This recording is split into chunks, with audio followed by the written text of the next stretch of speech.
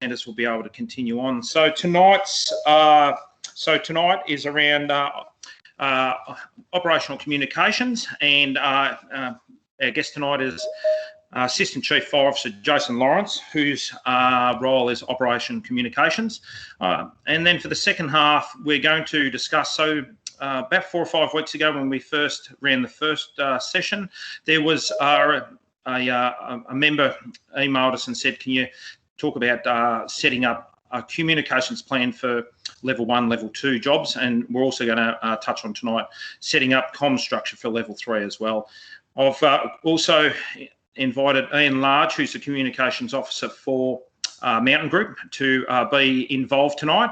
He's going to discuss and support around comms plans, but also discuss about the Mountain Group FOV. And I'm going to touch base and ask Bryan from Golden Square with the other FOV in District 2, if he can have a bit of a discussion about what's the requirements of if you request an FOV, what would they be looking for and what assistance? So before I go on any further, I'd just like to say that do acknowledgement to country. So the City of Greater Bendigo is on Jar Jar Rung country, whose ancestors and their descendants are traditional owners of this country. We acknowledge their living culture and their unique role in the life of this region. So as I said, welcome again. Quite blustery out there, and for the ones that have just jumped on, if I have to answer a phone or a pager, I'm RDC at the moment. So I'm just wondering, Jason, are you online at the moment? Good evening, Hugh and everyone. Yes, online. Hopefully you can hear me. And we've had a bit of a storm go down through here. My power's been flickering a little bit in the background, but I'm confident that I can hold in there and deliver the presentation for you. Fantastic, Jason. We will the plan was to, if you could deliver yours first, that'd be fantastic. And also, Jason, with people that present for us, just a little bit of a background around what you do now, but where you've done and where you've come from in CFA, would be awesome for the people online. Not a problem, Hugh. Just let me know when you want to kick off, and I'll kick you if we're ready to go. Then, when you're ready, that'd be great. All right, thanks, Hugh. And as I said earlier, thanks everyone both for the opportunity to join you this evening for your presentation, and just to explain a little bit about myself and my role in CFA. And fairly busy role, has to be said at the moment. We've probably been in one of the areas in CFA that's had a fair bit to do with the recent fire services reform processes and transitional arrangements between CFA and FRV. So, and that'll probably be borne out a little bit through the presentation as I deliver it this evening. Yeah, look, happy to have any questions asked as we go through the presentation. So I'm assuming Hugh, yourself or Michelle will facilitate that. So yeah, thanks, Jason. And similar lines to the de-integrated ones. The questions will come up in the chat or a raised hand at the end of the session. All right, not a problem at all. So I'll kick off with the presentation shortly, but yeah, a little bit of background about myself, if you like. I've been with CFA for a long time in a number of roles, about 35 years in total. Commenced with the organisation as a volunteer and as a volunteer at age 11, actually. So joined as a junior in a brigade in District 13 at the Basin. Spent a number of years there as a junior, living in the area, and moved into the senior ranks and enjoyed it so much I applied for CFA as a career firefighter and joined full-time in 1995. So I've been with CFA now for 25 years thereabouts as a career firefighter, and obviously even past the recent reform processes, my role remains within CFA. So that service continues. As a firefighter, I was stationed at various locations, mostly in the sort of eastern, southeastern suburbs, Dandenong, Frankston, Springvale, stations like that. Spent a fair bit of time in that part of the world as a firefighter, leading firefighter and officer, as an officer at Springvale Fire Station, Fire Brigade for a number of years, 4 or 5 years, and then started doing some higher duties to the then operations officer position in Gippsland. Worked down in District 9 for a number of years, also did some instructing on some recruit courses before that.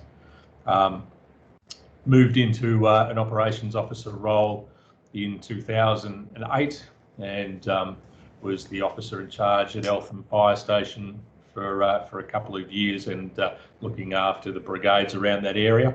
I was there from 2008 to 2010, during which time we had responsibility for the Incident Control Centre at Kangaroo Ground and was involved in the fires in 2009.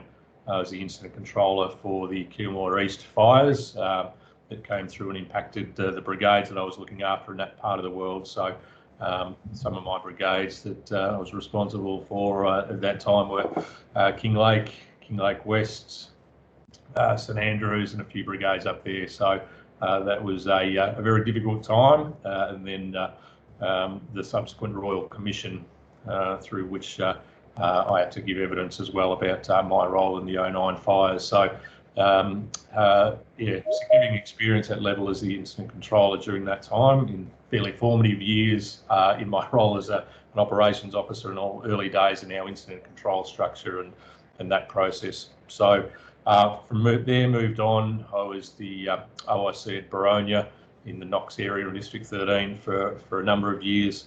Also did a stint in District 9 as the operations manager in charge of District 9 for just under 12 months before moving back to District 13 shortly, and then moved into CFA headquarters about just under 5 years ago, and undertook various roles in headquarters, including in emergency management and a few different roles through there. And about 3.5 years ago, I picked up the position as the then operations manager, now assistant chief fire officer in charge of the operational communications area, which is where I sit currently. So a number of positions from headquarters in the team that I was working in were identified to transfer across to FRV. However, my role was not. So that position remains in CFA headquarters, and it is a crucial role in the business, and hence for those that have been involved in those forums, as you say, Hugh, the co-located brigade forums in recent times, I've probably had a number of questions from that forum that I've had to answer on behalf of you know, the work that's being done in my area and the team. So yeah, absolutely. So that's a little bit about myself and my background, and you know, in terms of my role, as a segue into the team that I manage in at CFA headquarters currently. So, and there has been a few changes in the structure of that relative to reform. But I'll just share with you now a presentation that I'll run through, and as I say, more than happy if, as we go through it, if people have got any questions, then certainly feel free to make sure you sing out and ask those as we go through. So just bear with me while I bring that up. I'll try and share my screen so that we can see that presentation. So just let me know, thumbs up or whatever, Hugh, that's up on the screen, and everyone should see that now. All good, Jason. Good, thank you. So, operational communications team, CFA headquarters. Who are we? And a little bit about what we do. So, sits within currently what's known as the Community Service Delivery portfolio. For those of you who are aware, there'll be some changes to that commencing next Tuesday, and with the chief having made some announcements about some internal reshuffle. So I think the title of the portfolio that I will now come under is at this stage Specialist Services at headquarters, and our Deputy Chief Officer currently at the moment is covering a couple of portfolios, and that's DCO Greg Patterson, normally of training, but because our former DCO Gavin Freeman transitioned across or picked up a position as a Deputy Commissioner in FRV. They've been doing a little bit of juggling since then. So Greg Patterson's been sort of looking after the portfolio for the last month or so, and some changes next week will see us get a different deputy appointed. Right. So within my area, operational communications, or ops comms, as we say, as myself, I've got 5 CAD support officers. So that's computer-aided dispatch, revolving around the ESTA CAD system. I have a finance and contracts manager, an administrative support officer, and until a couple of months ago, prior to reform, I'd also had a commander working in my team and had direct line management of the fire services communications controllers, the FSCCs, who are embedded in ESTA and represent CFA in that environment, and make sure that ESTA comply with all of our procedures, protocols, and keep them on track, and looking after our personnel in the field, as well as providing intelligence back to RDOs, RDCs, state duty officers, and state agency commanders in the SCC, amongst other things. So I'll touch on that a little bit as we go through.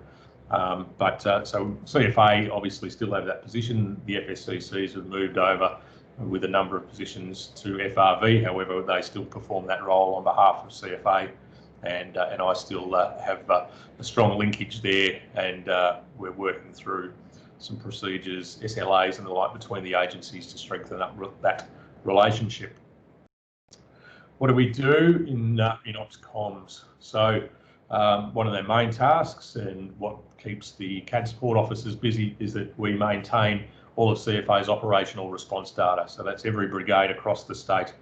And at the moment, that's managed in a fairly, I suppose, basic sort of way, if you like, compared to the technology that probably could be available. And that is that most of our data sits in Excel spreadsheets and Access databases. We maintain over, as it says there, 530,000 lines of response data for CFA's arrangements across the state, for every brigade, for every assignment area, for every response activity.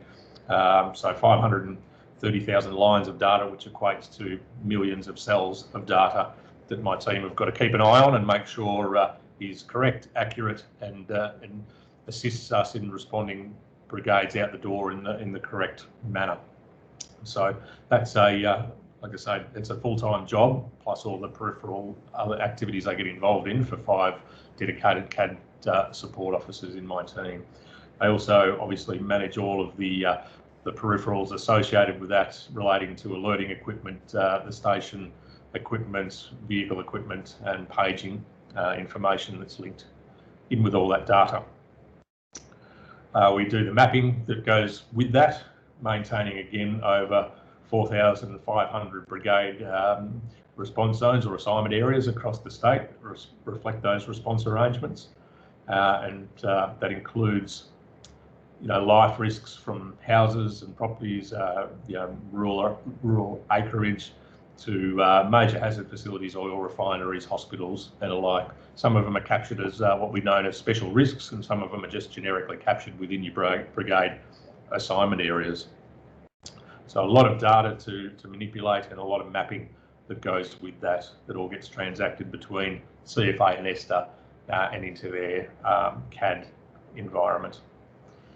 We also look after activities including aircraft dispatch via PDD, the predetermined dispatch arrangements, emergency medical response, and tech rescue. So our team are constantly collaborating with districts to enhance those arrangements for changing, obviously, from this time of year, then with an eye to what does occur over the summer period, making sure the tables are up to scratch, any changes for the summer arrangements are in place, the hot day tables, when we have elevated fire danger days, are correct, and that working with our aircraft aviation officers and team at headquarters to ensure all of our response data, PDD arrangements for that is in place, that all the aircraft are in the system, all the air bases are nominated, that they can be activated, and the like.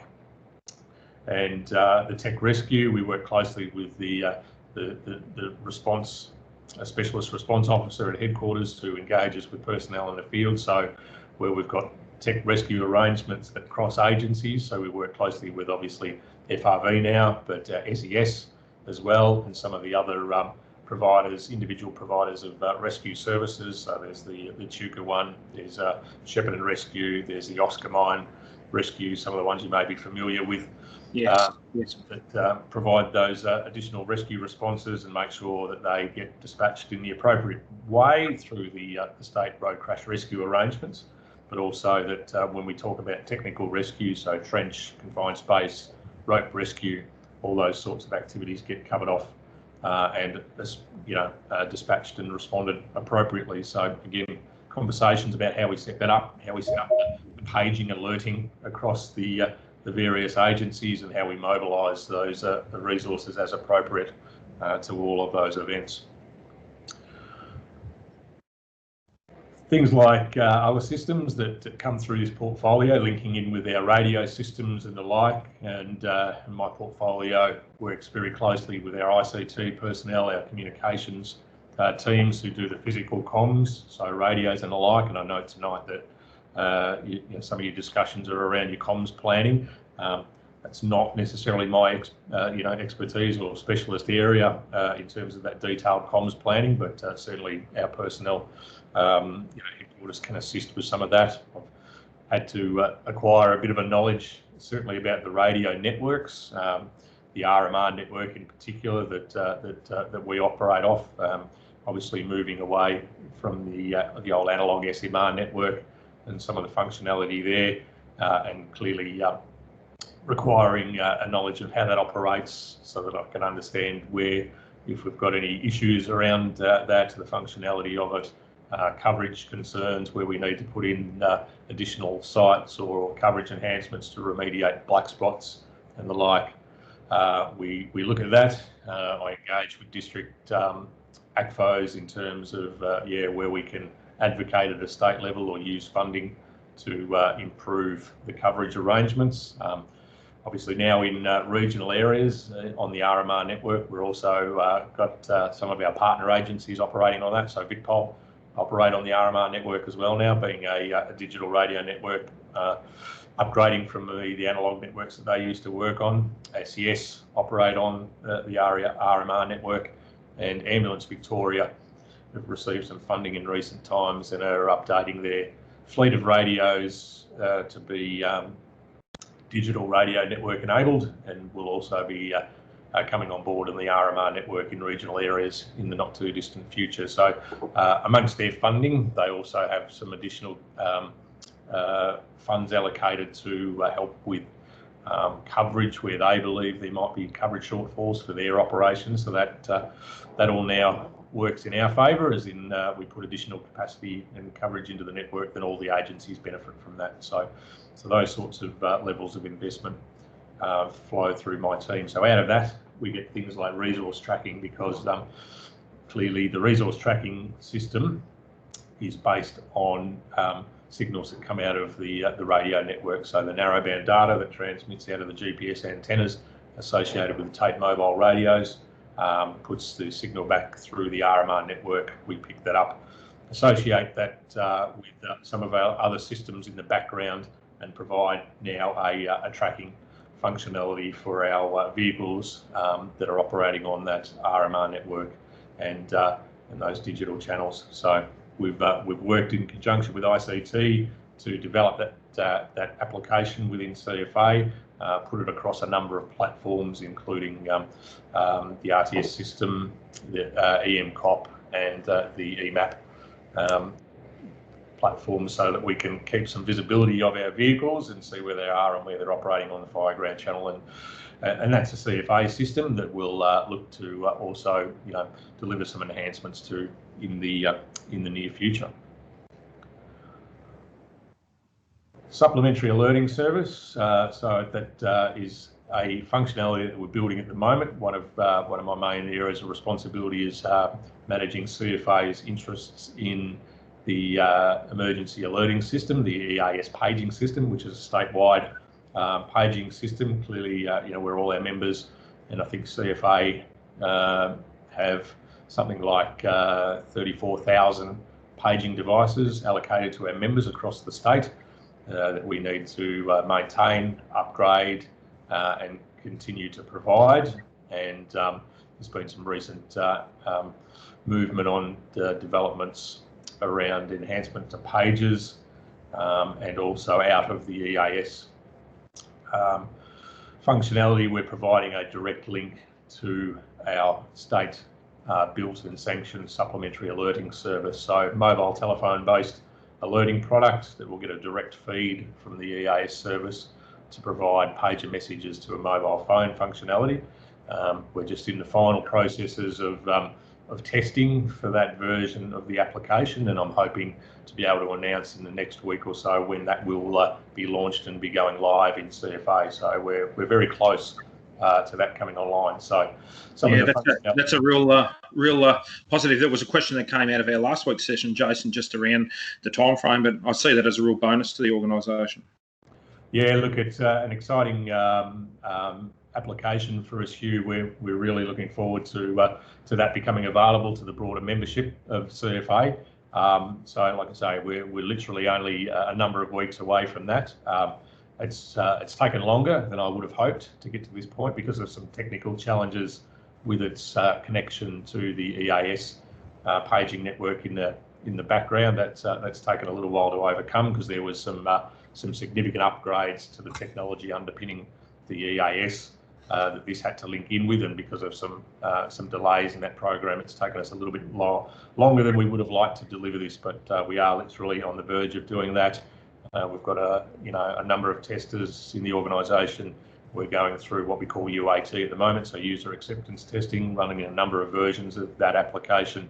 We're getting all of the processes together in the background to ensure that we'll be ready to launch that and support it in CFA and to make it available for all our members. So there'll be more to come on that in the next few weeks as we prepare to get that ready. So some of that functionality will include, as I mentioned, a direct feed from the EAS system network to these devices, one-touch navigation to an event or to your fire station from wherever you are. You'll be able to see ETAs for fellow responding brigade members, everyone that's using the application, and if they nominate their availability to attend an event, that'll show on the SAS app who it is that's attending. It'll show the qualifications that they have as a direct feed out of our LMS system, and you'll be able to tailor that for your brigade specific purposes out of a list of about 10 or so qualifications that are relevant to our responders. You'll obviously be able to set your availability, so across a brigade the membership will be able to set their availability to say whether they are or aren't available to respond, and there'll be a couple of built-in chat functionality features in that, as well as amongst some other features of the app. So that's the sort of stuff that we're working on. It's been a significant undertaking, a large project. It's been going on now for a couple of years, like I say, with some delays notwithstanding, and we're excited to be on the verge of launching that very shortly. So. Yeah, great news. Fire Services Communications Controllers. So over the last number of years, I've been able to increase the numbers of FSCCs that we had in the team. The FSCCs, as I say, are embedded in the ESTA call centres, both at Mount Helen near Ballarat and just down the road from CFA headquarters at Tally Ho at East Burwood. Both of those centres where they work a shift pattern similar to the shifts that the station personnel in CFA used to work. Theirs is a 12-12 shift pattern as opposed to a 10-14 shift pattern. So they work 2 12-hour day shifts. They work 2 12-hour night shifts, and they are in a position where they're constantly monitoring ESTA's activities relative to what's going on in the CFA environment, making sure they're following the correct protocols, keeping an eye on that and reporting any issues, providing direction to the ESTA personnel as to whether CFA resourcing is appropriate, whether we should be responding to certain incidents, whether response needs to be upgraded on the information provided or no response at all, depending on the nature of it, liaising with the other agencies that are present in those centres. So Ambulance Victoria, Victoria Police, and the Tally Ho facility now, Fire Rescue Victoria have a presence, and the FSCCs do all the liaison and make sure that the response is occurring and appropriate across all agencies. So if we have a multi-agency event, a tech rescue event or a search or something like that, then the FSCCs will have direct visibility over what the other agencies are doing, what their resources are doing, and can provide that intel certainly as a first port of call until our processes can be stood up internally and we can get some greater visibility over that and manage it as we need to. So they're a valuable resource. They assist me in a number of other functionalities, including the functionality of the ESTA-CAT environment and how it can benefit CFA. They assist obviously with putting in things like areas of operation, strike team dispatch, managing the movements of all of our duty officers, both operational and non-operational, so they capture all of that and advise all of the relevant personnel. They can help advise DMOs when vehicles are being disabled or out of action, fire investigation, notifications, and a whole heap of other connections in the background. So valuable resource, and we'll continue to work closely with them even as their role moves across into FRV. So that's a significant advantage for CFA to have that presence in a call centre, because in the ESTA environment, it's probably unique across Australia insofar as that all the other jurisdictions, police, fire and ambulance, and the other states run their own what we call CTD, so call taking and dispatch facilities for 000 calls. In Victoria, it's combined into that ESTA environment. They're their own statutory authority, so are responsible for their own management, but we have this role embedded in to ensure that our day-to-day functionality meets our needs from that side of the ESTA environment. Finances and contracts. So as I said at the start, my team comprises of a finance and contracts person, CFA operational communications budget that I manage through my area. Annually at the moment sits in excess of $50 million of CFA's operating budget. So that is variously between 10, 15 more percent of the entire organisation's budget funnels through my area.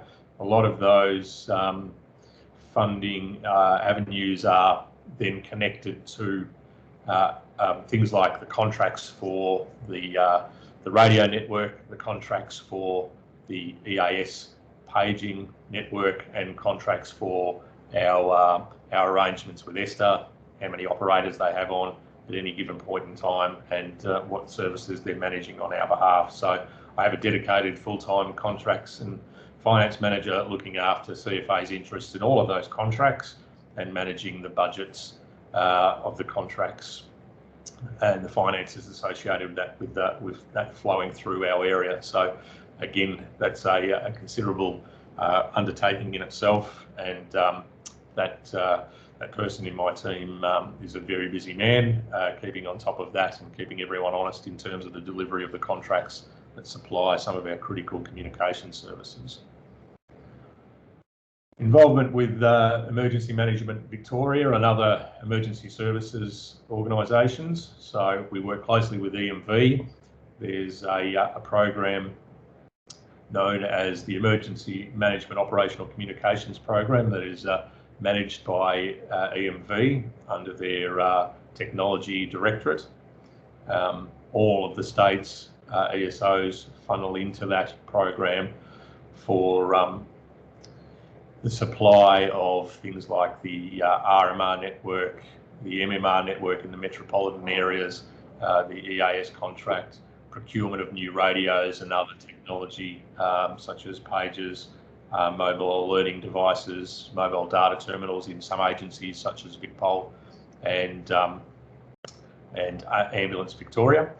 So as you can see there's a number of programs that they lead. So in relation to the SaaS application, for instance, they That's a multi-agency application, so CFA, SES and Ambulance Victoria will all have their version of that application, and EMV have facilitated the project management for that, and all the agencies have input via that process.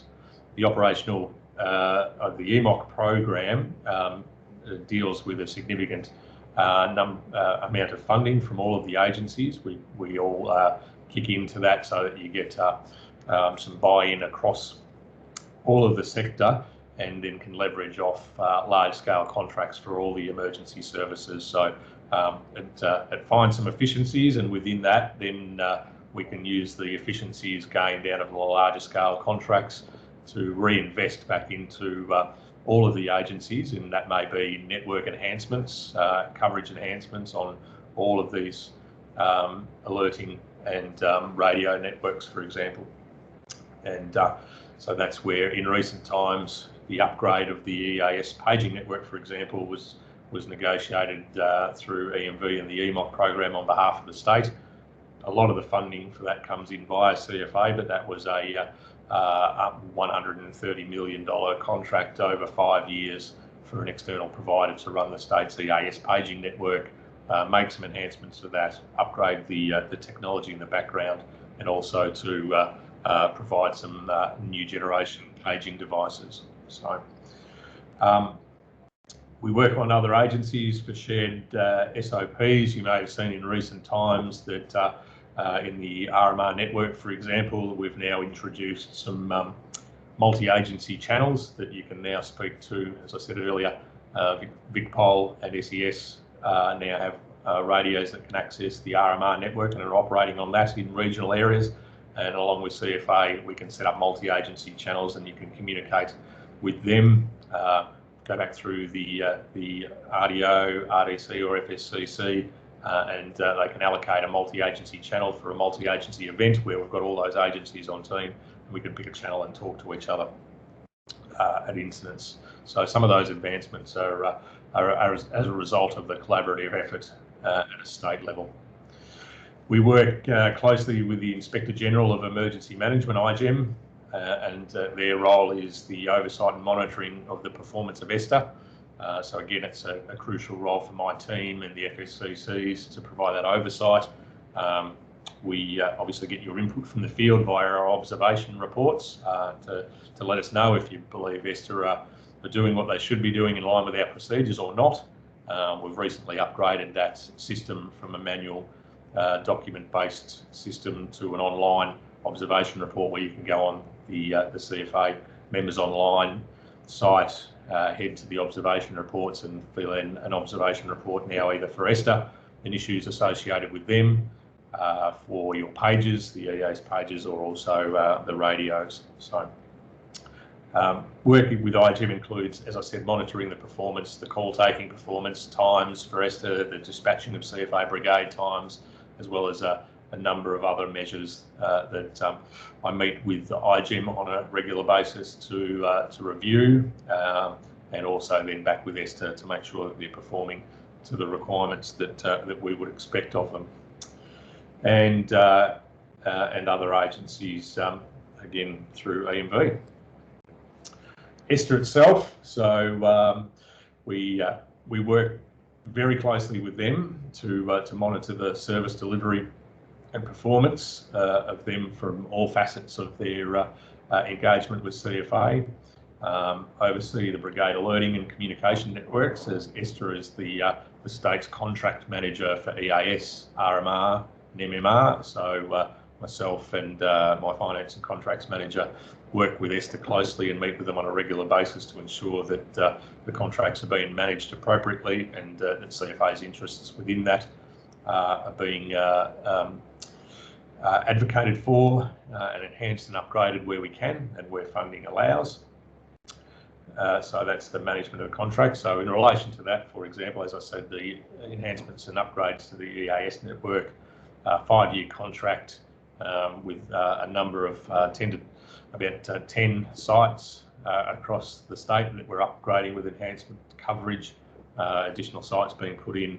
We've delivered some next generation pages, so we've got new pages coming into the system, We did through EMV, did a market scan, and it was determined because pages, there's very limited players in the paging market these days, and because of the costs required to go out and potentially replace all of the state's existing pages, we would run with the existing pages, but we required some enhancements.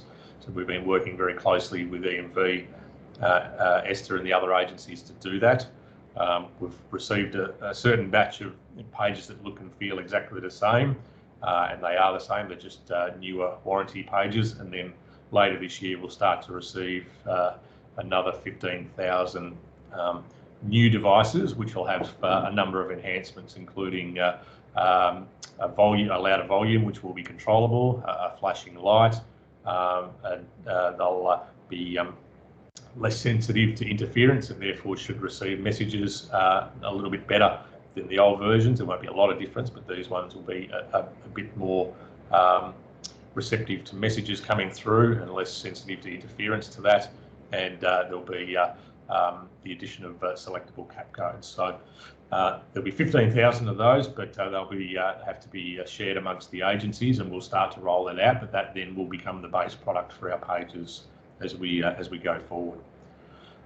So yeah, within Esther, obviously they manage the 000 call taking. There's some enhancements coming in. They're getting a new software CAD system that's going to be rolled out in about 3 weeks' time, and so my team and I have to keep a close eye on that, work with Esther and the other ESOs to make sure that we're getting some additional benefits out of that.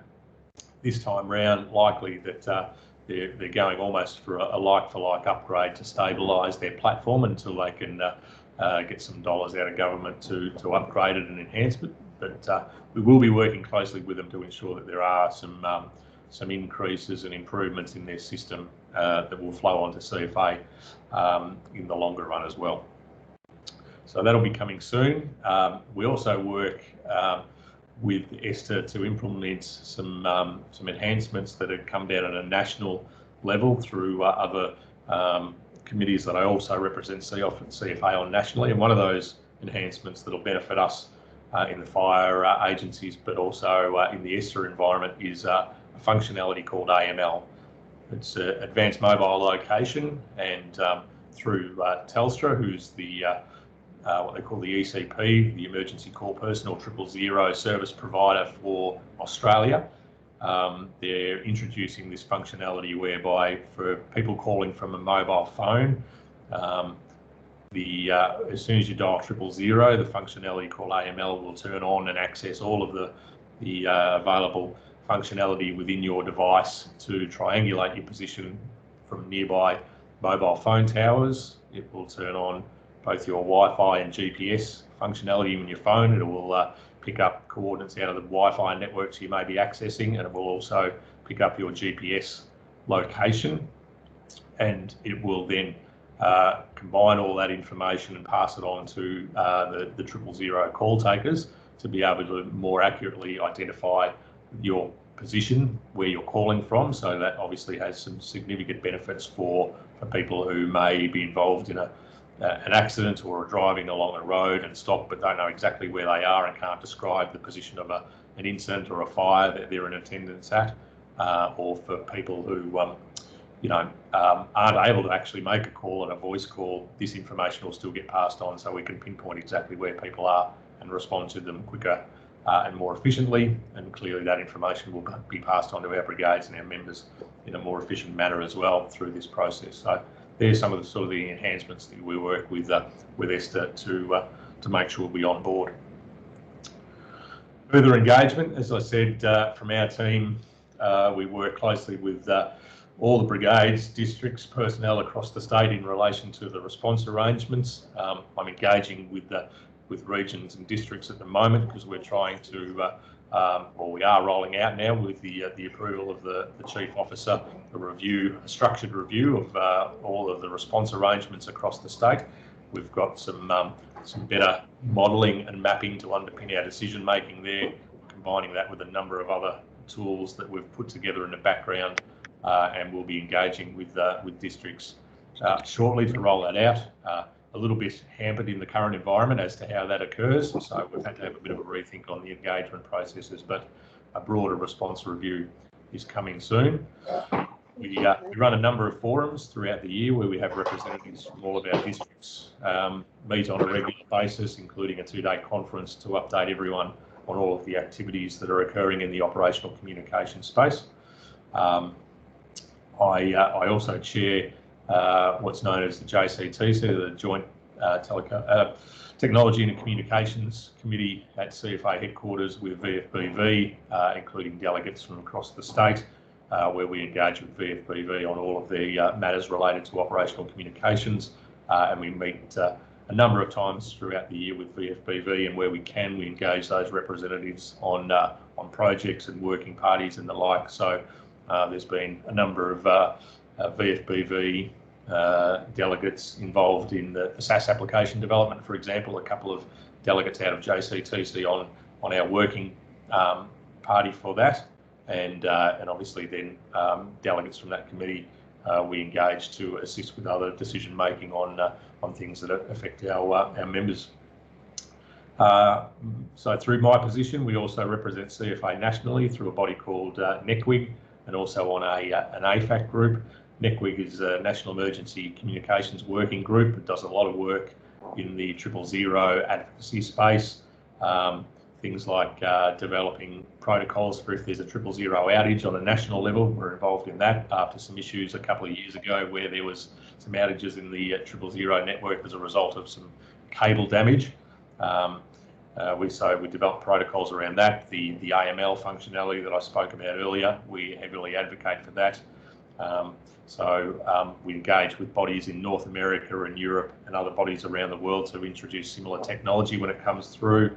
Also talk and liaise with other brigades around paging, radio networks and all the sorts of alerting mechanisms that all the other emergency service organisations get involved with.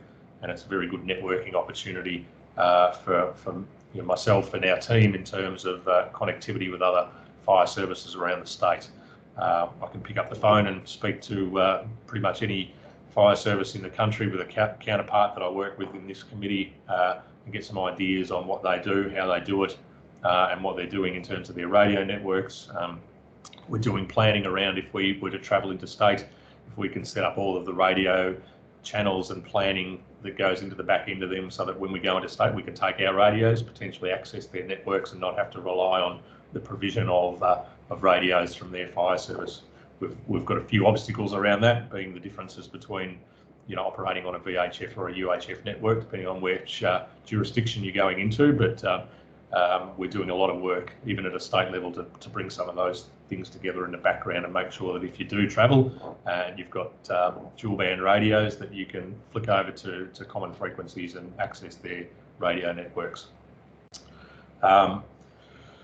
Represent CFA in the performance and governance at ESTA, as I mentioned, through IGEM for operational communications, and my position and team have involvement with various stages and generally somewhere in the vicinity of 50 internal and external stakeholder committees, working parties, working groups, and whatever else across all of the agencies, fire, police, ambulance, SES, the national bodies, internal bodies, and the like for the representation in relation to operational communications. We work very closely with all of the other internal departments. We probably have very close connections with ICT, business intelligence for our GIS services and modelling, all of the other operational departments for the tech rescue, PDD. We training obviously for all of the systems that we get involved with. So, like I say, our department probably has linkages with almost every other part of the organisation across the state, and particularly in relation to the response arrangements. So, look, that's a bit of a wrap. I've probably got on a bit of a roll there, Hugh. But fantastic, Jason. It's a great overview, and it's a lot bigger department than people sitting out in the field realise, especially from my location. I just need to grab this. Apologies. So hi, Jason. I'll just my lights are a bit bright there.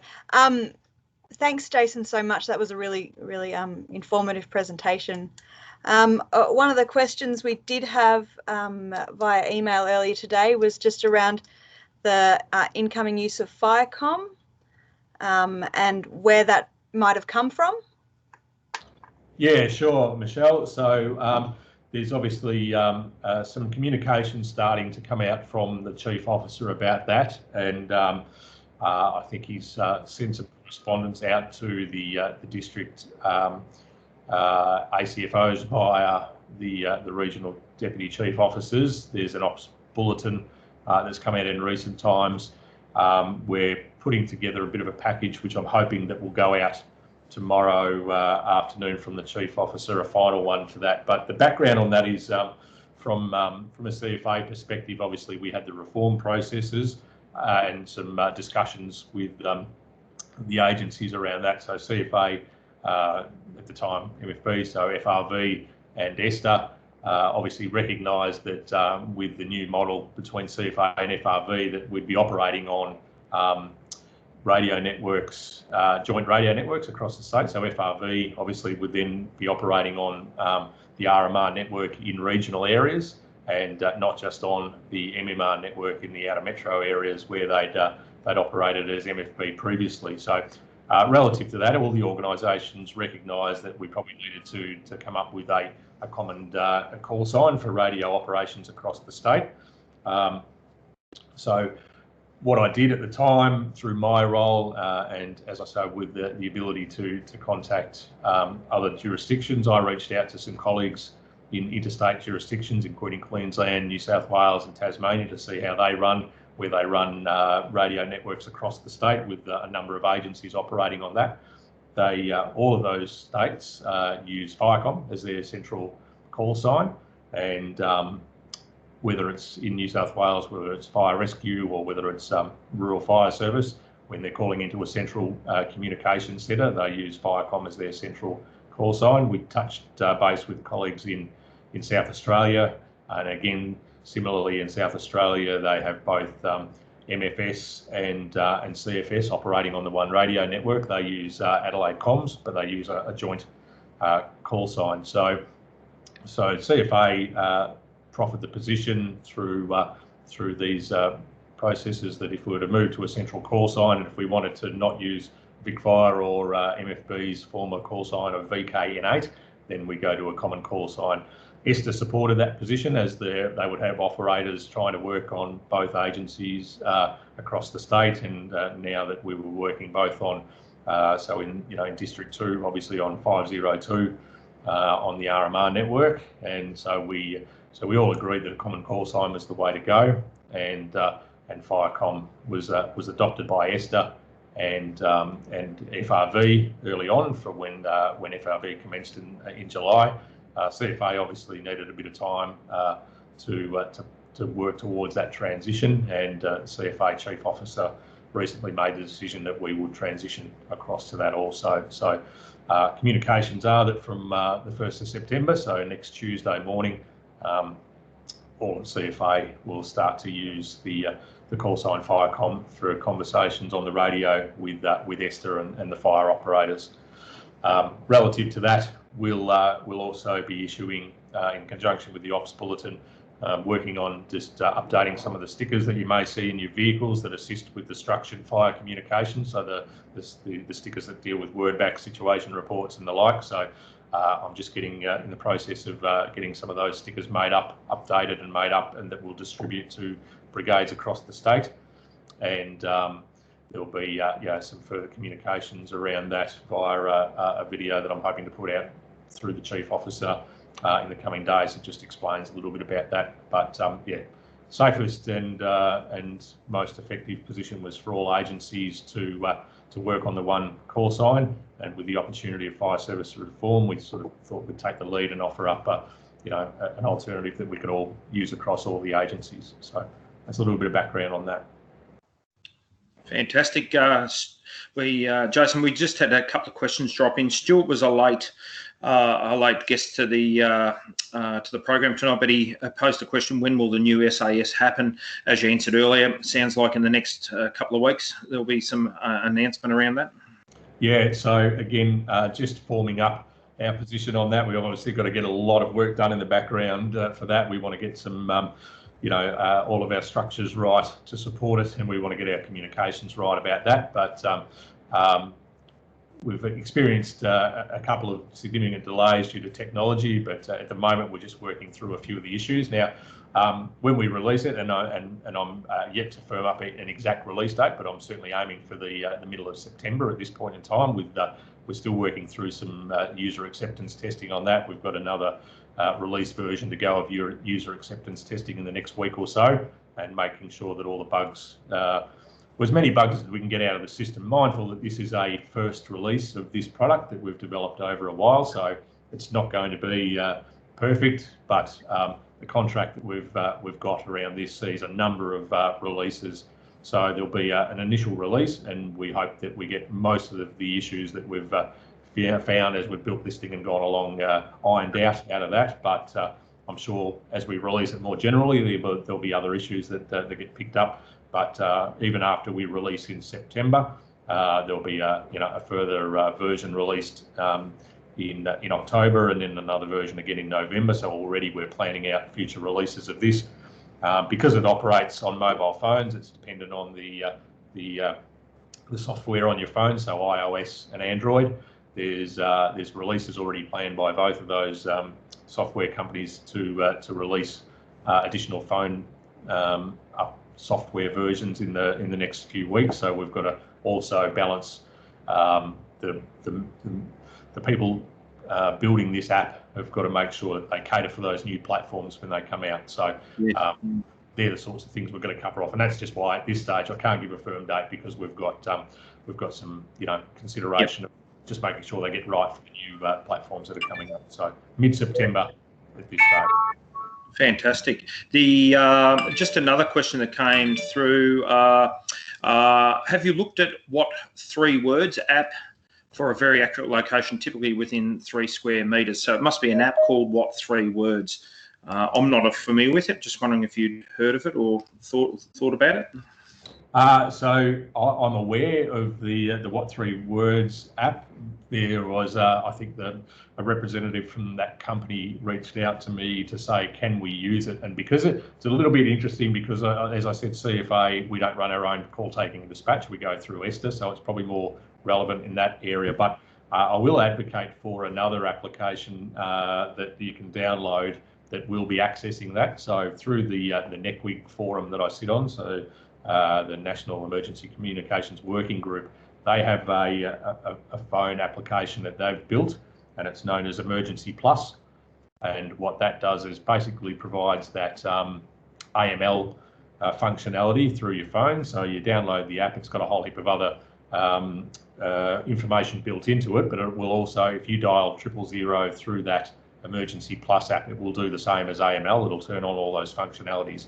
We're just about to release another iteration of that app, Emergency Plus app. So have a look at that online, and that includes the What 3 Words functionality. So what that does is basically provides 3 words that match up to a coordinate and provide a more accurate location. I don't have a great deal more visibility over that. I'm aware of its existence and the fact that if you go to the Emergency Plus app, that will include the What 3 Words functionality in the next version of it coming out shortly.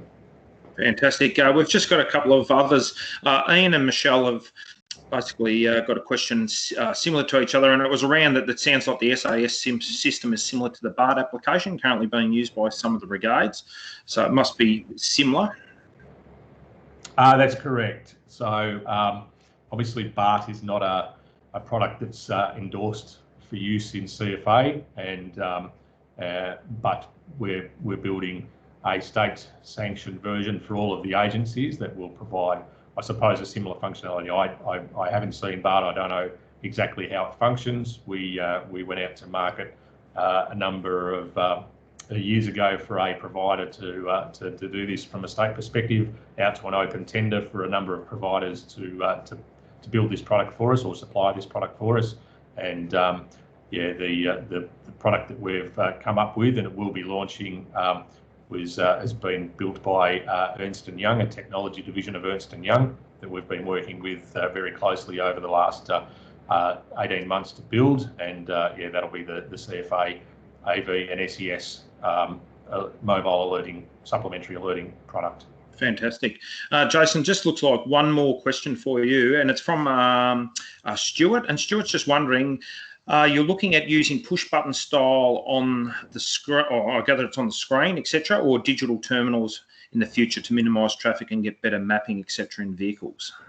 Yeah, absolutely. So a very good question, and amongst the number of significant projects that sit within my area, radio terminal upgrades is one of those, and that's a significant undertaking. We currently have an ERC submission, so a funding bid in with government to replace CFA's operational fleet of radios.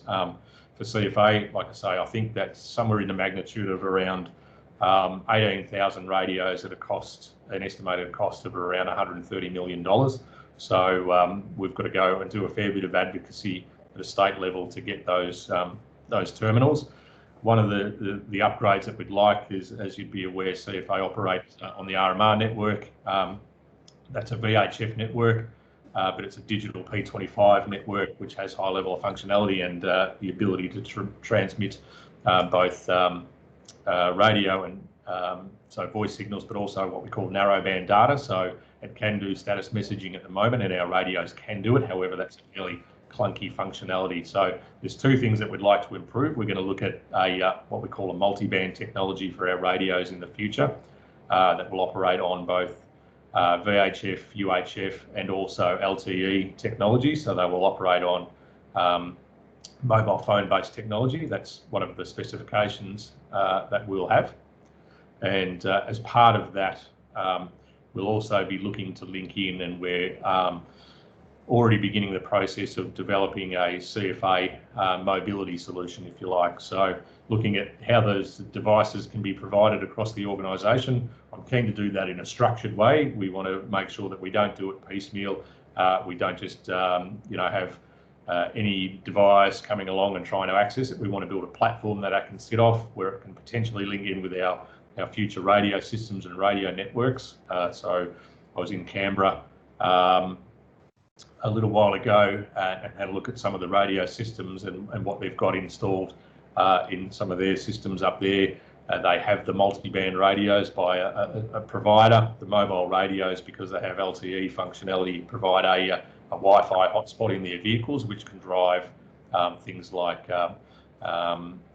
data terminals in those vehicles and provide that. So we're at the moment, we've got a project stood up to look at a mobility solution for CFA.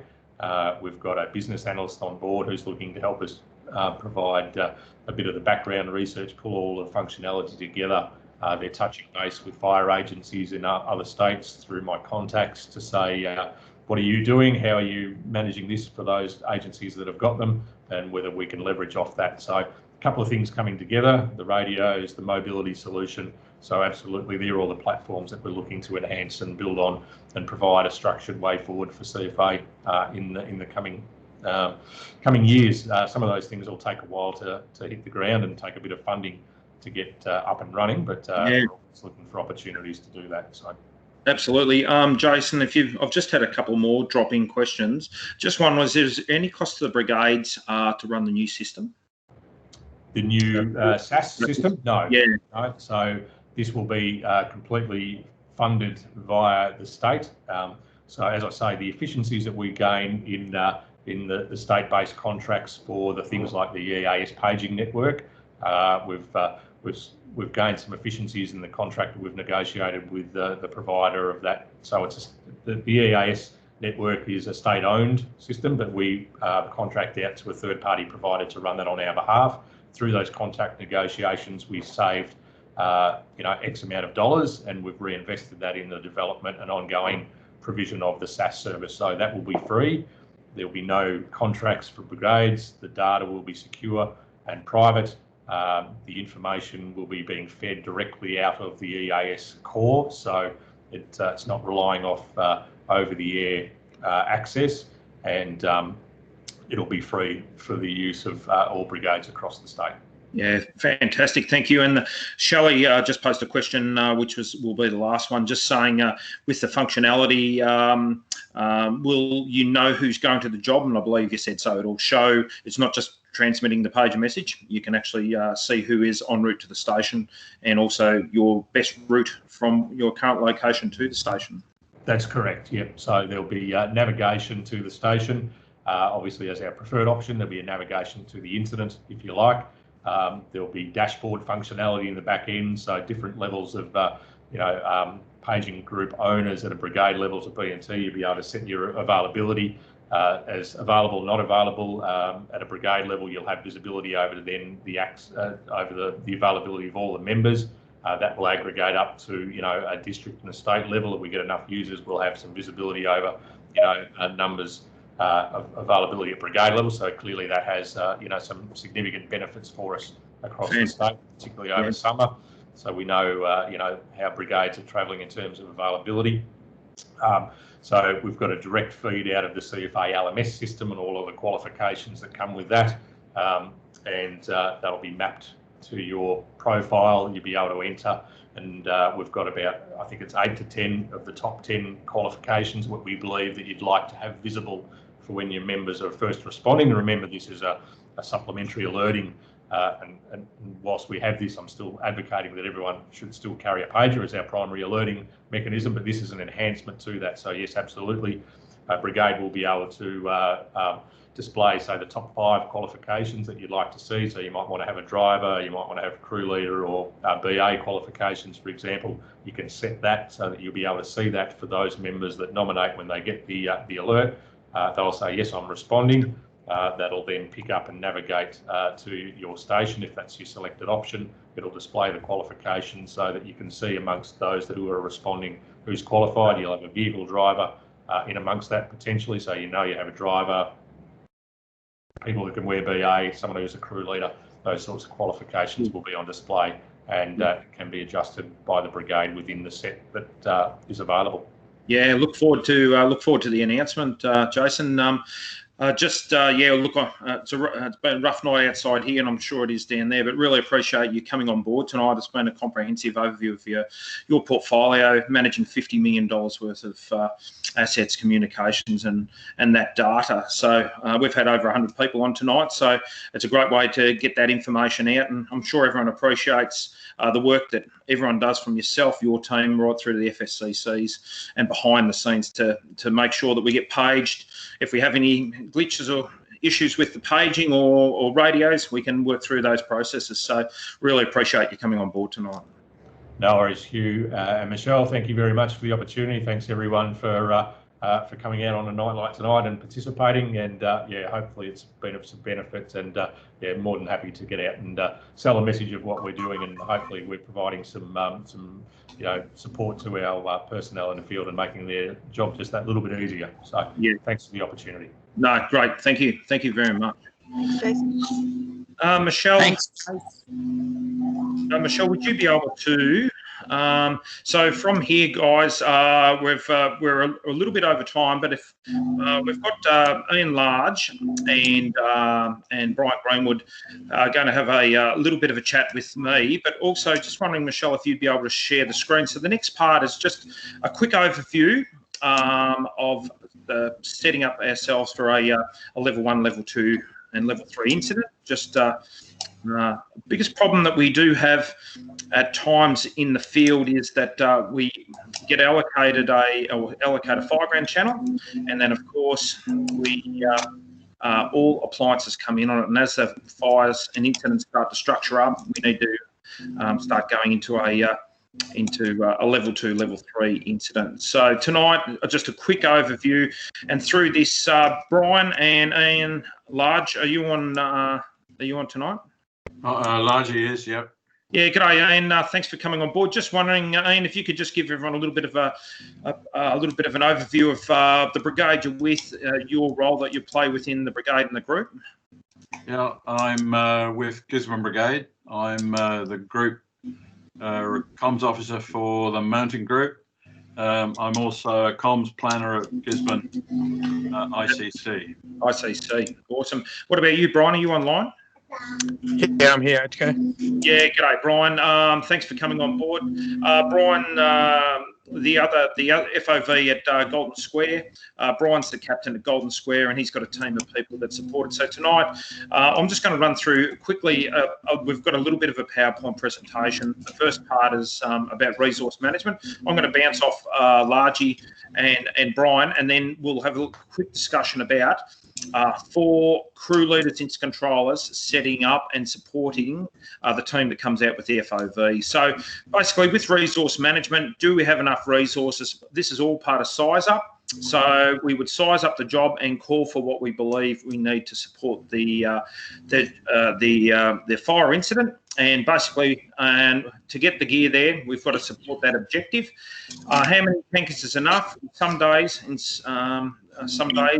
we had situations this year that we don't have enough trucks and or aircraft or anything, but it really comes down to the job that's unfolding before you.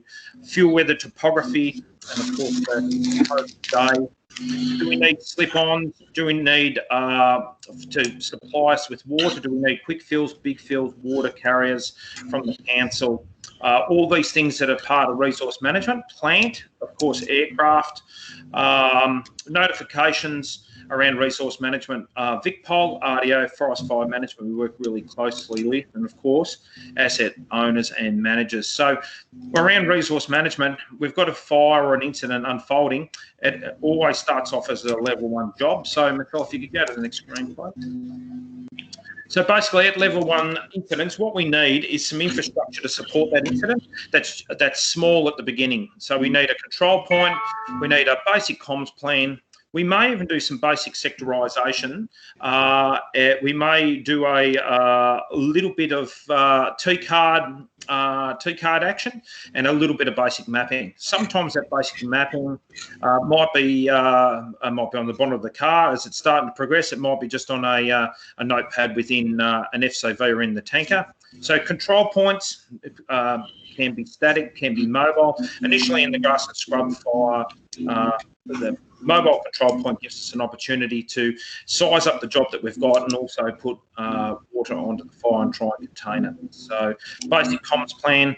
If we go to the next slide, what we will see is with the control point, what's the location? What's some of the resourcing that we might need for the job that we've got?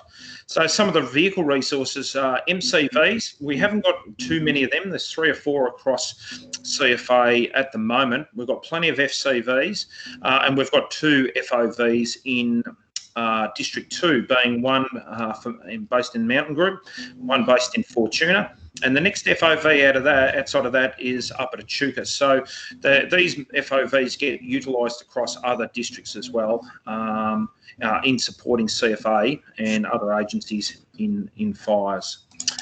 And the next screen, thanks, Michelle. Could you just go to the next screen? Thanks, Michelle.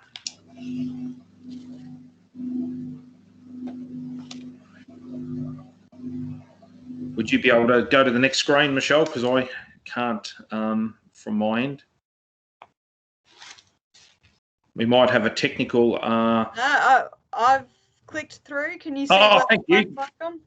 Or have I gone too far? No, that's great. So our level 1 job. So basically, with our level 1 job, we have a incident controller. It's the crew leader of the first arriving appliance that's on scene. They're working through 502, which is FIRECOM, and as Jason said, from the 1st of September, a lot of the brigades are switched across to FIRECOM, which is perfectly fine now. And of course, every appliance has got a portable radio in it and gives us that opportunity to go to a fireground channel, which is for us is a District 2 group default channel. So for the Fortuna group, the first one is 253. And on that fireground channel, you can talk to other tankers, pumpers, FCV, big fill, and of course, aircraft. So with PDD, the air attack supervisor, when they get airborne, will go back through FICOM and they'll ask for a fire ground channel. If vehicles haven't turned out or they're not on scene or not able to provide one, as soon as they do get on scene, FICOM will let the aircraft know. And with that, the air attack supervisor will have a really good view of what's going on at your fire. And if you can't see what's going on, he or she will be able to provide some intel on what's happening, but they will also know where to put the first couple of loads of water. And of course, if you can't see it, just tell him to bomb the head of the fire and protect assets as they come under threat. So our level 1 incident sometimes can have up to 10, maybe even 15 tankers. It may be required for just due to the terrain or topography. Some people would say, oh, we've exhausted the span of control. At a level 1 incident, we can also do basic sectorisation where we're just using the initial fire ground channel, but we're sectorising, and it might be north side of the road, south side of the road. It might be eastern side of the creek, western side of the creek. I like to try and set up sectors for a basic job, just using really good landmarks like bush or grass or definitive creek boundaries, things like that, roads, things that people won't get mixed up. So our level 1 job. At this level, the RDO, RDC may have some interaction, and it might be around some warnings that they might chat to the incident controller about. It might be if it becomes a little bit protracted job, it's not a large job, but it's there. Do they need some additional support? Any other appliances? Or it might be, of course, organising fire investigation or something like that. If we can go to the next slide. Level 2 is where it starts to structure up a little bit. So a problem that we have in, especially in the fire danger period, when we start having making tankers 10, 15 or 20, FICOM will start, every truck that gets on scene will be given the original fire ground channel. So a problem that we do have is that if we don't structure up our communications plan and our structure really early and start thinking about it, what we can end up having is 20 or more tankers and all on the same fire ground channel. So with our level 2 job, it's got some complexities. It's been sectorised. It's the initial responding vehicles haven't been able to bring it under control. At this stage, we would be still working back through FICOM. It may be an FOV might be on scene, an MCV might be on scene. We may even be working back through an LCF, but the incident controller would be at a static control point. The RDO, RDC off to the side would be having some input and support to support the incident controller, again, around warnings, any additional resource requests that FICOM can't page out. So that would be municipal support, etc. Additional aircraft. When you ask for multiple aircraft at a grass and scrub fire, FICOM just automatically page the RDO. So FICOM haven't got the ability just to launch aircraft. They have to go back through the RDC or the RDO.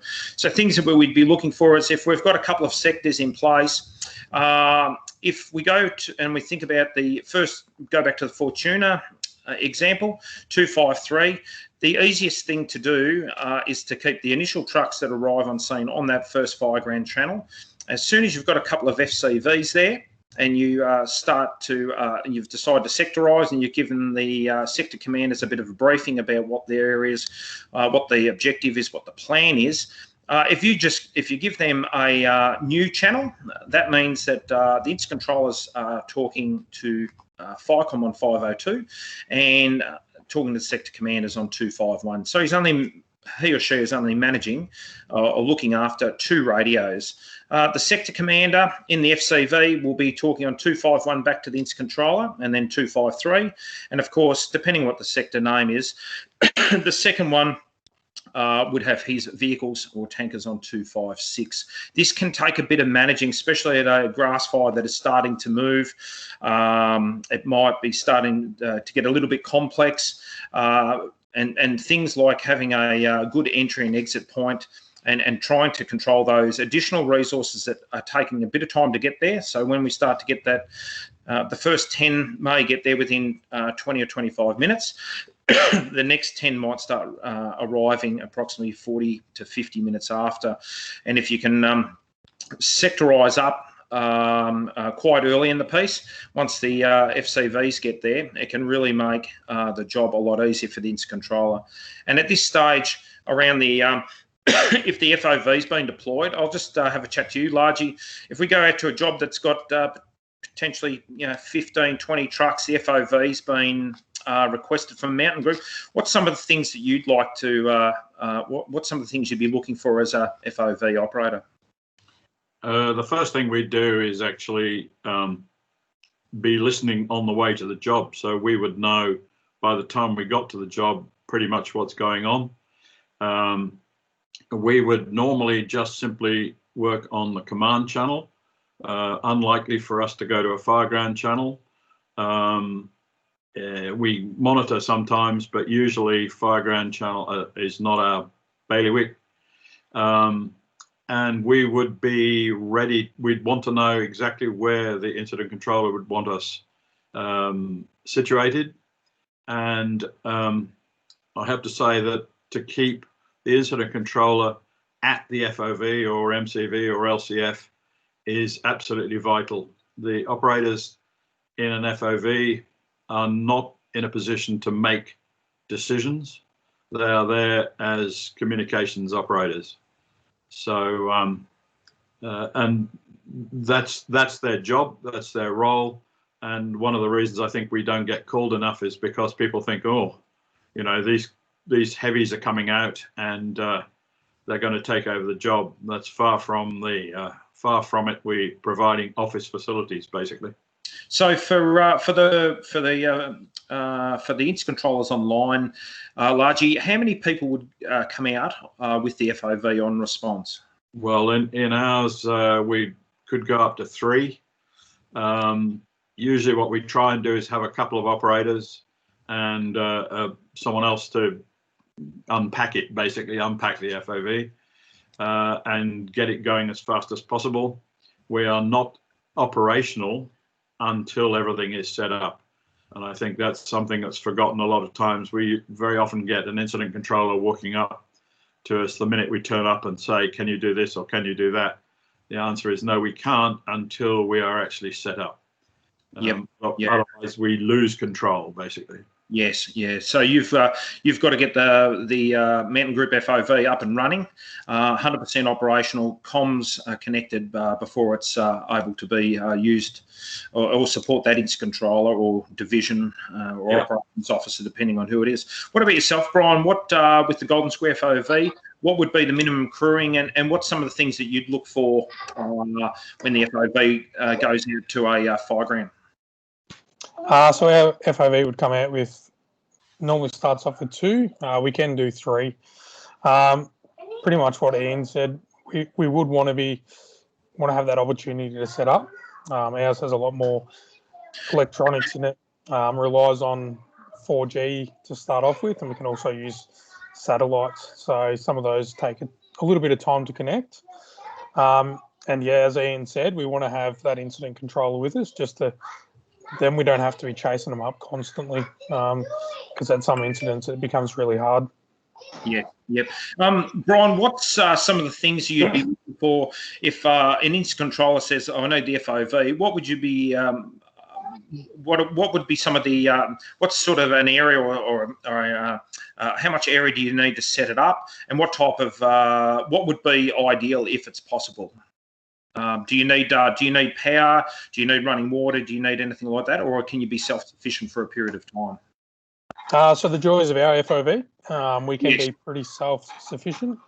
We have a 5 kVA generator on board, so we can, as long as the vehicle's got fuel, we can keep running. Generally, we'd like a clear area, ideally away from your staging point of all your appliances, because then noise and everything becomes an issue. So, and as I said, we can run off 3G, but also if the 4G actually, if the 4G network fails, we can switch to a satellite that's provided on top. So, Bryan and Largie, what support would you need from, say, group personnel if it's the middle of a week, 2 o'clock in the afternoon, and a couple of operators go out with the FOV? What would you need from the incident controller or people to support the FOV? What other help would you need? From our point of view, I think the first thing that the incident controller should think about is relief crews. We've been left out on the ground for 20 hours at a time, and that's not really not a way to function. Yes, yep. So think about when you guys there and get set up, how long the job's going to go for, and then look about replacing the FOV crew. Don't we think about replacing the tanker crew, but remember the FOV crew. What about largely support personnel? We'll call people that can support the incident controller there. Will you guys do the radio comms, or do you need people to do communications, people to do logging? No, we do both, but in actual practice, it's better if we've had it a couple of times now where somebody's come in and done logging.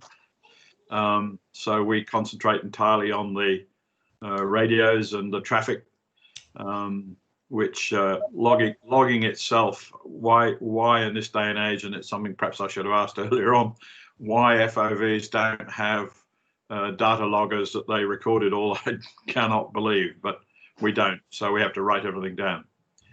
Yeah, right. Okay. Bryan, I've just had a question drop in from Tyrone Rice out at Harcourt. What's the average setup time for when the guys get to the fire incident and then they select a area? What would it take to set up the Golden Square FOV so it's ready to go? So for us, we'd be looking at probably 5 to 10 minutes, depending on if the reception for the 4G is any good. If radios generally right to go as soon as we get there, but yeah, it depends on whether we're going to use the 4G or switch back to satellite. So yeah, probably 5 to 10 minutes, I would say. Yes, yep. Bryan, and a question's just come in from Wendy down at Kyneton. Do FOV radio operators need to have minimum skills? Do you try and take operational firefighters with the FOV, or can you use someone that has got maintained safety on the fire ground? Yeah, so we can use someone that has maintained safety or that competency. We can use them because they're not going to be in the firefight. So generally our guys, if someone's available that has those qualifications, we can use them to respond. And if that's the case, it leaves our operational firefighters at home. Yes, yep, fantastic. Michelle, would you be able to go to the next slide, please? So the next slide is our level 3. The ICC is up and operating. At this stage, the FOV or MCV would be on scene. The incident controller would be in the ICC. A level 3 incident controller would be overall in charge out at the operations point or division point, depending on what was happening on the day.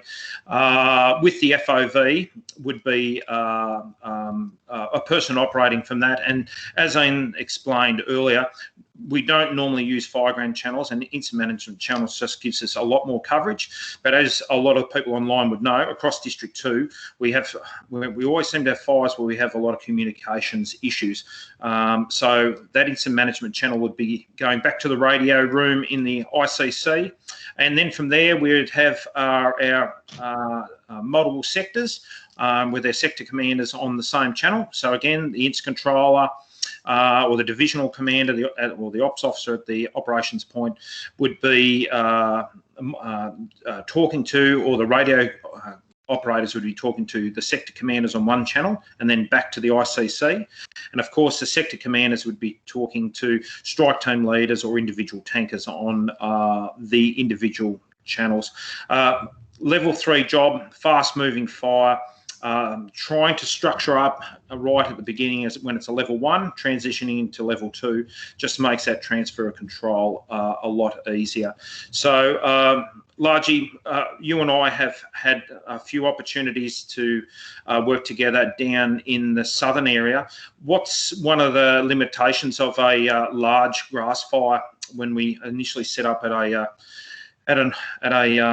at a ops point on a freeway, and the fire's burning away after the wind change. What happens after a couple of hours? Well, I think you've got to be very mindful in an FOV as to where you park the thing in the first instance. And in the case, for example, of the Freeway 1, the FOV had to move because it was impossible for you guys to actually see what was going on and be aware of what was going on. Yeah, we had communications issues with our sector commanders as the fire started to grow. So the fire was approximately 3,000 hectares. So when we initially set up, it was probably maybe 100 hectares. And of course, under the wind change, it started burning back towards Riddles Creek. So we had to relocate the FOV to maintain communications. At that stage, we had at least 6 or 7 sectors in place. So it was quite dynamic to be able to move the FOV and monitor the sector commander channels, and that where it came back to really good comm setup. So myself and another firefighter in my Prado, we were able to monitor the sector commander channels from a mobile radio and also the incident management channel, and we drove to a determined location that local knowledge had provided us. And Largy and his team were able to, they followed us there and set up the FOV again in that 10 to 15 minutes, and we're able to continue operating. And on the fireground, no one would have realised. It worked extremely well, but it does need to be coordinated. So what about yourself, Bryan? Some of the experiences with the Golden Square one?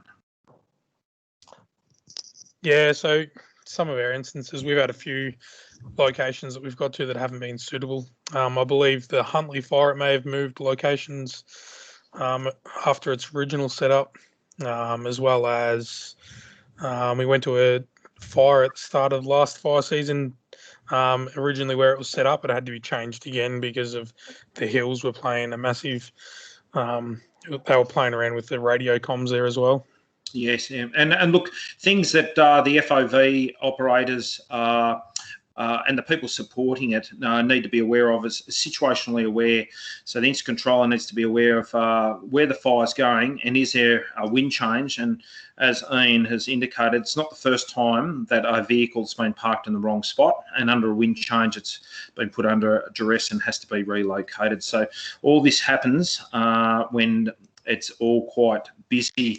And as we said, the FOVs have got multiple radios. They've got trunking capabilities, got mobile phone capabilities, but sometimes we just unfortunately have really poor reception in some areas, and it can let us down, especially when we've got large groups of appliances, strike teams, multiple aircraft all coming in. So, Michelle, if you could go to the next one, please. Hugh, can I just interrupt a second? Yeah, for sure. It's Largy here. One of the things that I think is very important is that when you dispatch an FOV or you call for one, give when they announce that they're on the way, give them some directions. We in the Lancefield fires, we nearly got caught in a burnover because we were told to go via Lancefield, which we did, and we were required down 3 Chain Road. We had no idea what the heck was going on. We don't have any capabilities. And so it wasn't until we decided that the windscreen was getting a bit warm that we had to turn around, and it took us another hour to get to the location. Whereas if we'd been told don't travel that way, we would have actually been there much, much faster. Yeah, good point. Good point, Largy. The FOVs don't carry water or suppression equipment, so you're similar to an FCV.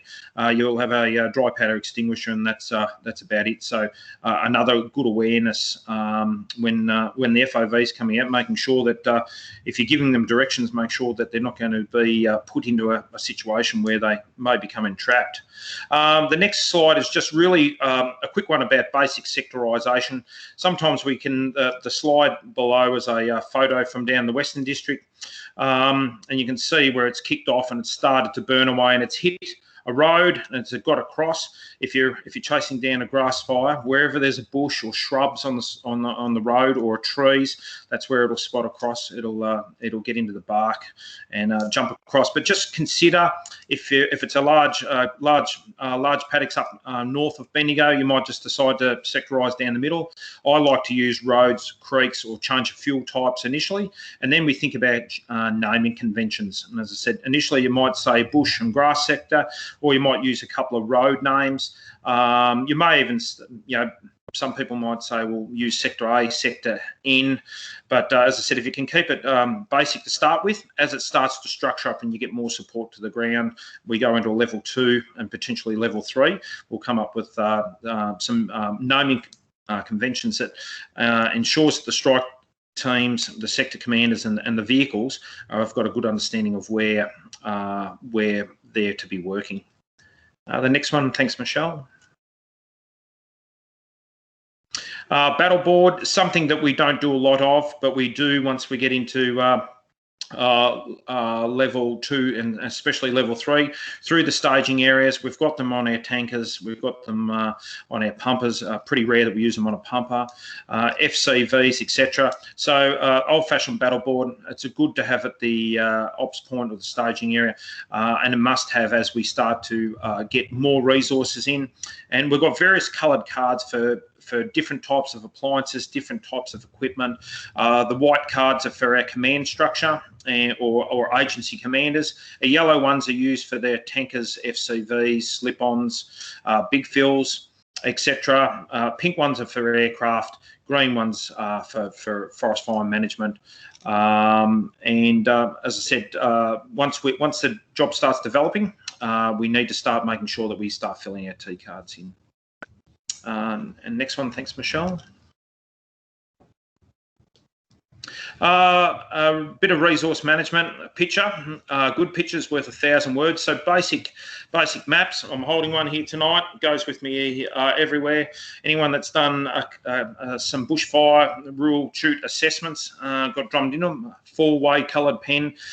Practice drawing some mud maps. As I said, sometimes the only thing that you've got is your Spatial Visions map book. But when the FOVs arrive, they've got the ability to print out some maps for us, and we can start, as we get additional strike teams or trucks in or to the sector commanders, we can start handing those maps out. So people have got an idea of what we've got. We've also got the ability through air attack supervisors and the air observers to take some photos and get them sent down to the FOV.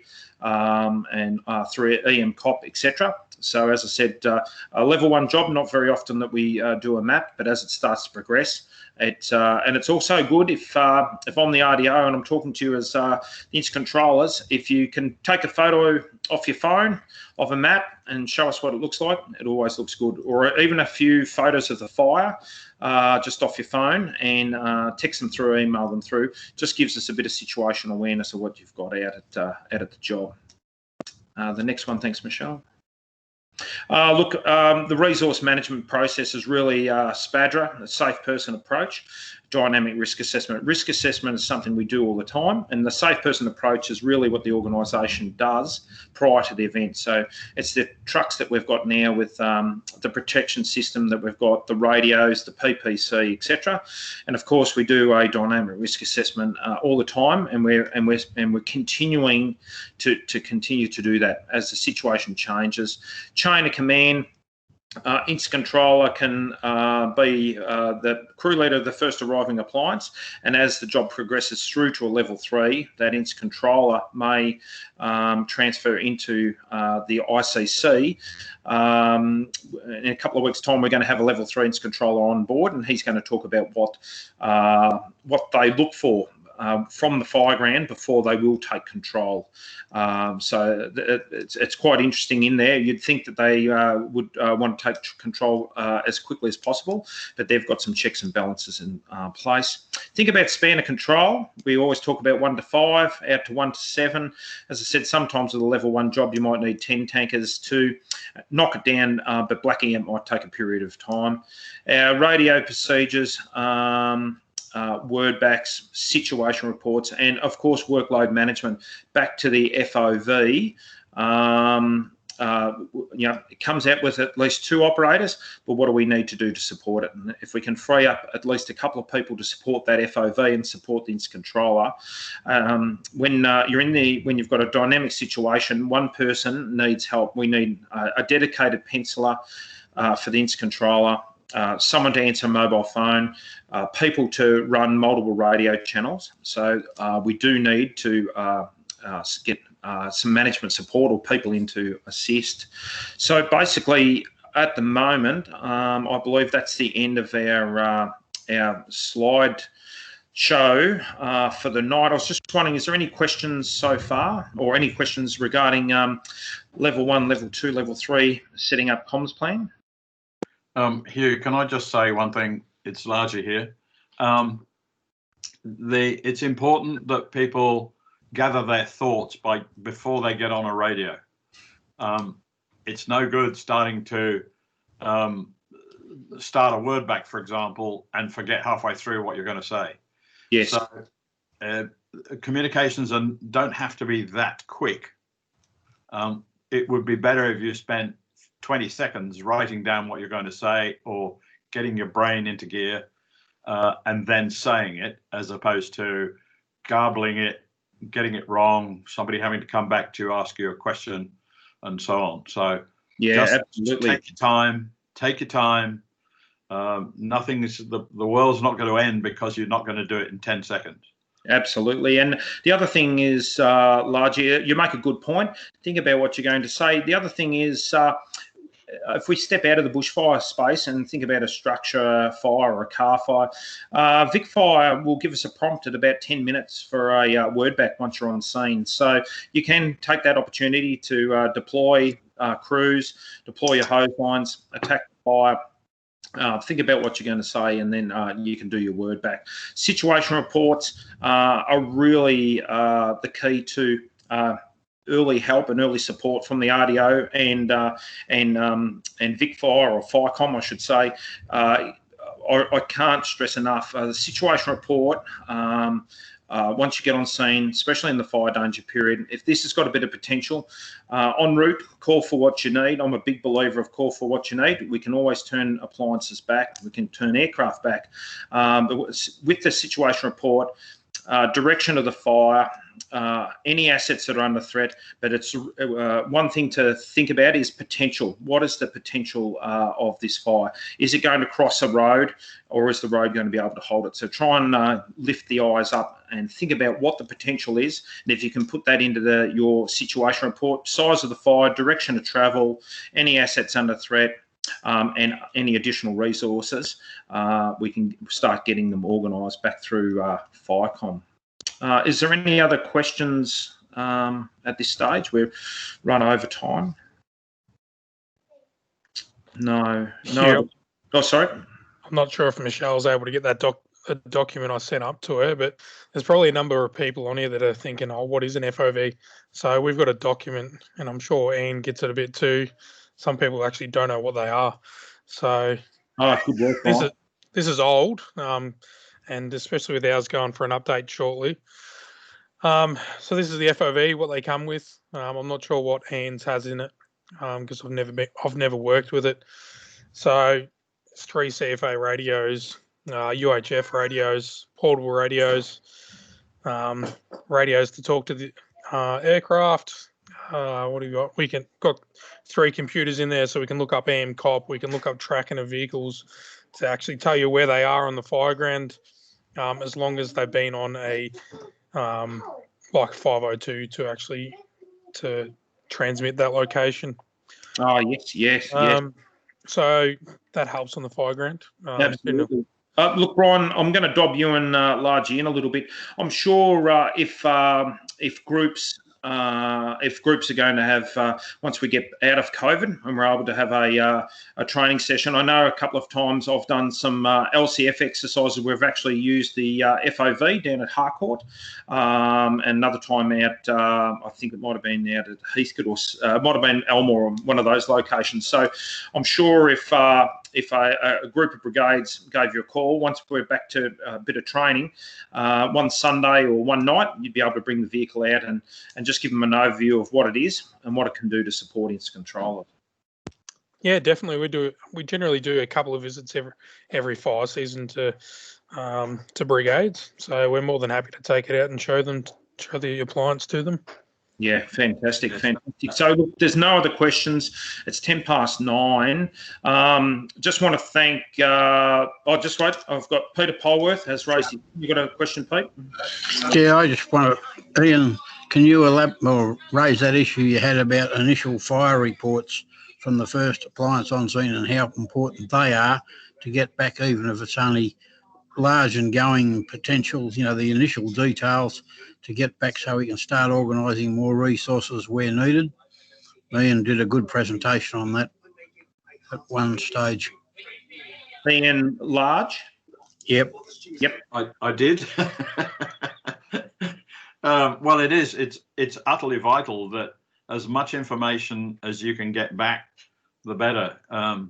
If you can imagine, for example, sitting in an ICC where you're 70 kilometres away from an incident, and you have someone, you know there's a fire, you know that 20 appliances are being called to it, but you don't actually know what the heck's going on.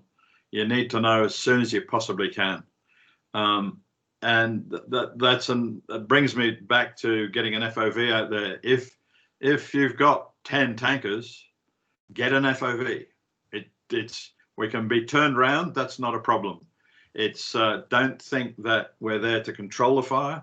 Don't think that we're there to interfere in any way. We provide resources to you. We're not commanding anything. We're literally a resource. You're there to help and make life a lot easier. Yep. Absolutely. No, good point. Good point, Pete. And as I said, that situation reports, even photos off your smartphones can be transmitted back early in the piece. As I said, air observing, air attacks, got the ability to take some footage and send it back. And last year, on November, the first extreme day we had for the year, the air attack that was based out of Bendigo went to 3 or 4 jobs, and the information he provided back with the initial, we were only 30 or 40 nautical miles out. You could see the smoke building, so we know that we've got potential. But again, just tonight, I'd like to, in finishing, just like to thank Ian Large from the Gisborne Brigade, Bryan Greenwood from the Golden Square Brigade. Bryan, you've just raised your hand, sorry. Yeah, and Anne will probably back me up on this one. These things are extremely useful and more than just grass fires as well. Structure fires, hazmat incidents, these things are vital when it comes to these things. We could be sitting there doing not much, but it's easier to have that there and be able to get all that information out of it and print it all off than having to sit there on the radio constantly. Definitely, absolutely. And if it's support that, absolutely. And I think it's what people don't seem to understand is also for example, we were at a hazmat job not very long ago, and it became a point of reference for other agencies to come and talk to. Definitely. So they knew where they could find the incident controller just looking for an FOV. Yeah, absolutely, definitely. And we've used it multiple times at larger structure fires or non-structure fires as well. But again, just thanks to Bryan Greenwood from Golden Square, Ian Large from coming on board. Big thanks to Jason Lawrence for giving up his night and giving us a good overview of the massive communications networking behind CFA at the moment. Also like to thank Michelle. She's, as I keep saying, the technical person as part of this team. And next week's, the planning for next week is we're going to have a municipal fire prevention officer, forest fire management, hopefully a Merc, senior sergeant from Bendigo on board. So next week will be with 3 or 4 guests, and they're all going to potentially have just 10 to 15 minutes and a bit of an overview about what their role is supporting CFA leading up to the fire danger period. So I appreciate everyone coming on board again tonight. As I said, look forward to seeing you next week. Again, if there's any feedback, things that we could do. Tonight's communication session came out of some feedback 4 or 5 weeks ago after the first session. Again, we'll do our best to support it. And as I said, over the next 7 or 8 weeks, we will continue to build up for our ACFO. Bill Johnson will come online and deliver his seasonal briefing and update. So thank you again, and wish everyone a good night. Yeah, thanks all. Thanks, everyone. And just a reminder that the session was recorded and we will have that up on the District 2 YouTube channel. If you go to the link from the last invite, you should be able to find it through the channel there. Otherwise, we'll post a link on next Monday's meeting invite. And please remember to share this with your brigade members. It was really good to see so many people on tonight. So thanks. Thank you, guys. Thanks, Largie. Thanks, Bryan. Thanks, Jason. See you, Michelle. See you later. Have a good night.